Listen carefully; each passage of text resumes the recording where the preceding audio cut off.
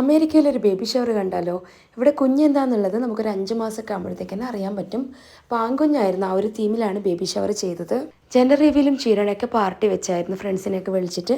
അപ്പോൾ അതുകൊണ്ട് baby shower ഞങ്ങൾ മാത്രമായിട്ടാണ് സെലിബ്രേറ്റ് ചെയ്തത്. റാഷി തന്നെയായിരുന്നു ഫുള്ള് ഡെക്കറേഷനൊക്കെ ചെയ്തത്. ഇതൊക്കെ ഫ്രണ്ട്സൊക്കെ തന്ന ഗിഫ്റ്റാണ്. അത് റാഷി ഇങ്ങനെ ഗിഫ്റ്റ് ബോക്സിലാക്കി വെച്ചതാണ്. പിന്നെ ഉള്ളത് കേക്കാണ്. റാഷി തന്നെയാണ് കേക്ക് ഉണ്ടാക്കിയത്.